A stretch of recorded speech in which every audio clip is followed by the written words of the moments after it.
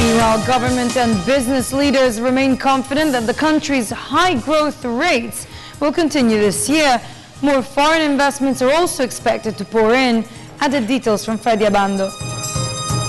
President Aquino's reform agenda in building confidence with the private sector to include the foreign chambers of commerce has produced significant results in addressing major concerns which will attract more foreign direct investments to the country. Congress, too, provided the much-needed reforms in support of the President. It is my private hope that our cooperation will extend well into the next Congress. Let us not waver on our focus and resolve to effect meaningful reforms.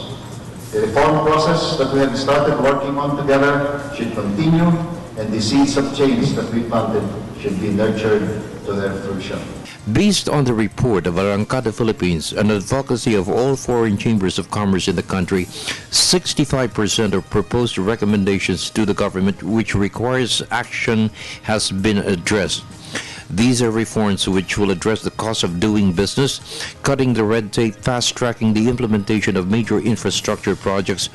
Arrancada is committed in attracting $75 billion of foreign direct investments in a decade.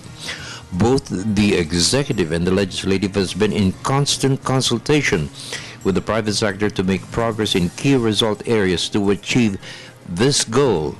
A consensus was reached among the leaders that the country's growth rates will continue in 2013. We expect 2013 to be another year in which the foundations for current progress are strengthened, resulting in further progress for generations ahead.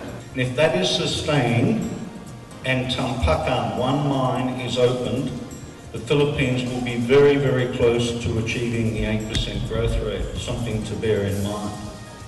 So foreign direct investment will be attracted to the Philippines by good infrastructure, availability of a well-educated labour force and accessible natural resources, sound economic and pro-business policies, internationally competitive rates, a judicial environment with consistent, timely and enduring decisions, corrupt-free governance. The President's crusade against corruption has been cited for the progress in leveling the playing field of doing business in the Philippines.